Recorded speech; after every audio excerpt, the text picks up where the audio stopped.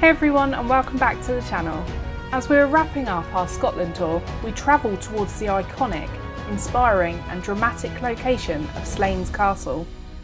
Nestled upon the rugged cliff tops of Aberdeenshire and overlooking dramatic seascapes and Cruden Bay golf course, we explore this ruin. Join us as we wander alone and learn about how this very castle became the visual palette for the famous story of Bram Stoker's Dracula. Weirdly enough, there are two versions of SLAINS Castle on this same very stretch of coast. The original lays a mile to the northeast of Colliston and around 6 miles southwest of today's visit. For many years, people have believed that the castle that we see today has just been built over the old one. However, this isn't the case at all, and the new and the old castle exist quite a way away from each other in comparison. While they are both in Aberdeenshire, they occupy completely different sites and aren't one castle, as people once believed for a long time. The old SLAINS Castle, however, is almost completely ruined now due to being left to surrender to time. Only one wall of the castle still remains, and apart from that, there really isn't a whole lot to see when you visit. That is why the newer castle is more popular, because while this one may hold more history, the other is actually a physical structure as opposed to just memories.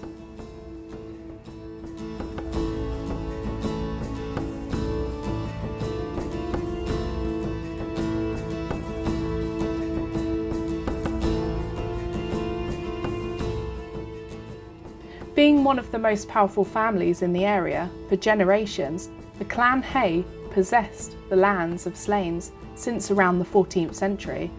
And in the year 1453, Sir William Hay, who was the clan chief, was made Earl of Errol by the trusted King James II.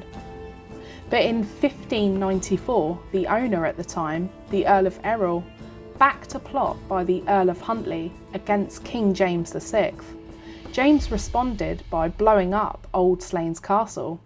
Hay fled the country, but returned in 1597 and made his peace with the king. Rather than try to rebuild SLAINS, he instead used a tower at Bowness as the base for a new SLAINS Castle. The structure was completely transformed and was built in the Scots baronial style. Later on, in 1664, the castle was again expanded and altered, and a corridor was built across the courtyard. The final major change came in 1836, when further wings were added and the underlying castle was given a granite-style look and was generally quite Disneyfied.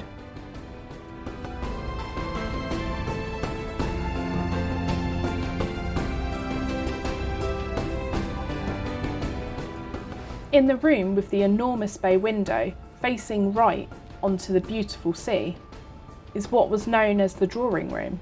It was once a magnificent and beautiful room, and it would have contained some of the family's best artefacts and portraits that they owned from top-end painters.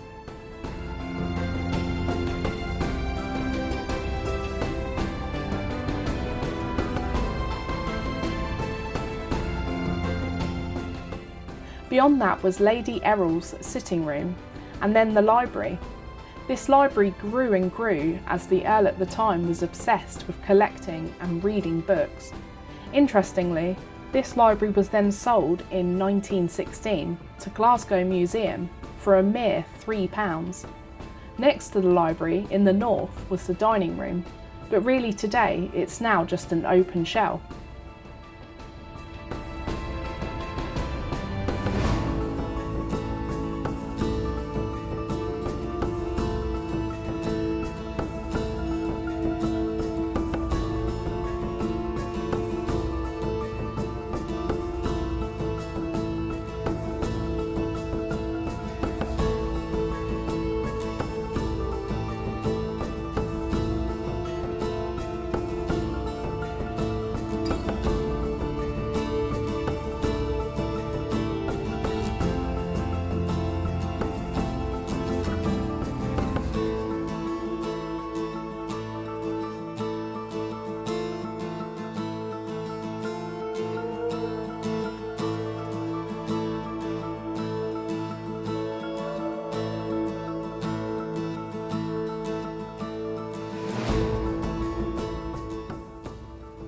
building costs and high living did little for the family finances, and in 1916 death duties forced the 20th Earl of Errol to sell SLAINS Castle. The castle was then bought by Sir John Ellerman, who was a wealthy ship owner. He in turn gave it up in 1925, and its roof was removed and valuable dressed stone was removed for reuse elsewhere and to avoid paying taxes. That led to the inevitable ruin that we see today. This ended 300 years of the Earls of Errol's staying at SLAINS. The surrounding estate and farmland were not productive enough to support this grand castle, especially after a period of agricultural depression and after the death duties, or inheritance tax as it's known, was introduced. With the castle being 2 stories high, downstairs on the ground floor level there would have been very domestic buildings here, including kitchens and halls with many guest bedrooms and even a smoking room for the gentlemen of the estate. They would drink brandy and smoke cigars in this room. At the very end of the estate is the stable yard that would have housed the stables and a carriage house, and at one point even a bakery and a brewery, ensuring everyone was well fed and full.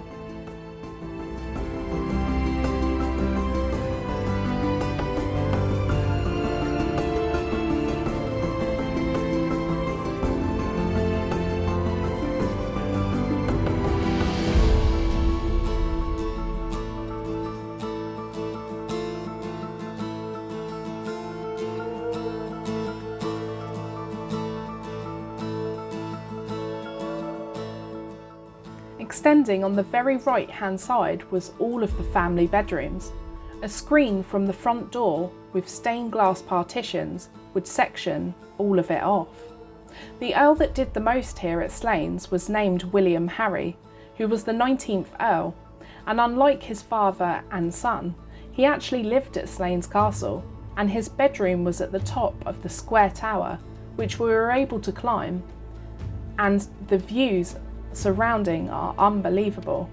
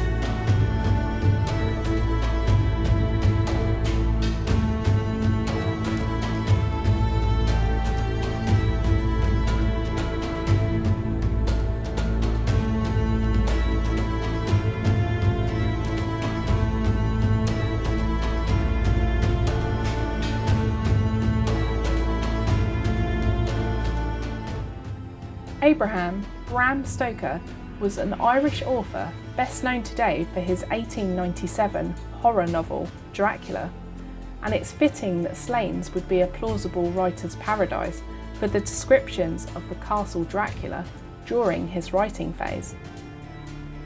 There is a distinctive room in the castle here at SLAINS, the octagonal hall, that surrounded what was once rooms and towers, and from above it looks like a maze.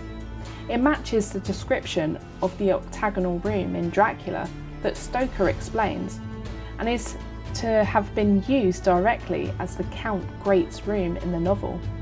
He must have been inspired by the jagged cliffs, its rugged look, Gothic appearance and dramatic location, and it would have certainly brought out the intrigue of the area and made perfect to bring out the best in Bram Stoker. In 1895, Stoker stayed at a cottage near Cruden Bay, and he no doubt would have been guest here at the castle. Not only was SLAINS an inspiration for horror novels, but to some paranormal investigators, this was a chance to be able to connect with some unexpected visitors. Some readings say that whilst doing some investigations here, people have heard the sounds of keys shaking and had tugs at the jacket of visitors, and many have commented about the sightings of a lady in white. And one that is said often is the haze of a horse and carriage in the midst of the night, known to pull up at the once grand entrance on the drive. Either way, the castle is a slightly unsettling place, and if you are on your own or there in the evening, with only the sounds of the crashing of the waves on the rocks below and the cry of the many gulls, then SLAINS Castle really can begin to play on the imagination.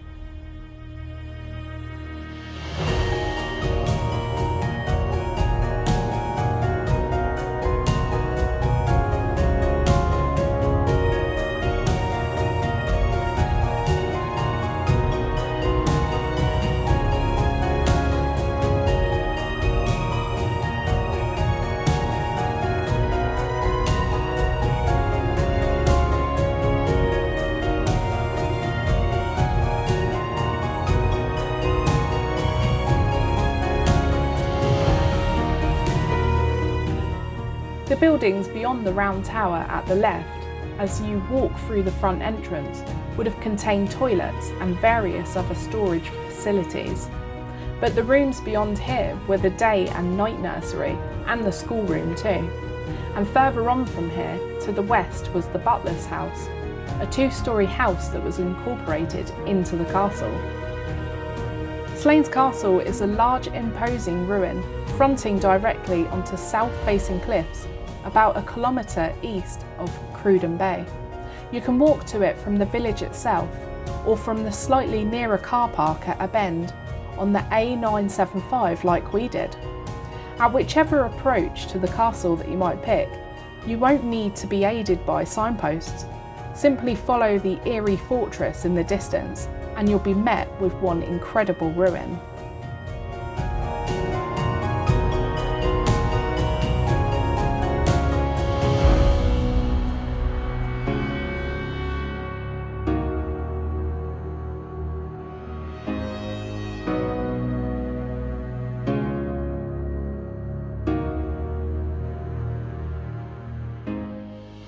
There is, of course, one thing to emphasise on your visit, and it's to really take care. As it's situated on sheer and jagged cliffs, just be mindful of your stepping and be careful when exploring because of the dangerous state that the building is in. On the day that we visited, it was dry and sunny, but this isn't always the case. That said, I would encourage you to visit the castle even when the weather is wintry. I can imagine that it's much more atmospheric and would spark the reminder of the novel that it inspired. We really enjoyed our visit here. It's freely accessible to walk around, and what we love is the walk around the whole area of Cruden Bay. It's a truly wonderful experience, and I know I've said it before, but this place is dark, atmospheric and just quite chilling. I love how it stares out onto the North Sea. We had such a great explore. It's worth spending some time walking the entire place and to watch the wildlife on the cliffs. What we also really enjoyed is being able to freely wander the interior of the ground level with its maze of passageways and smaller rooms, reflecting a high state of occupancy in the 17th century times.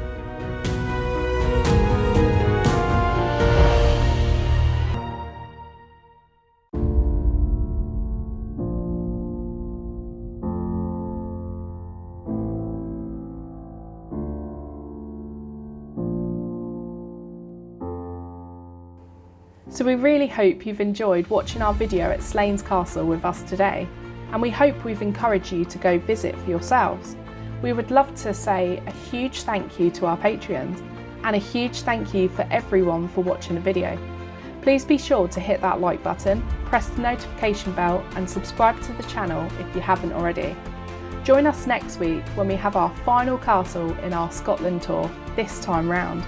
Till next time.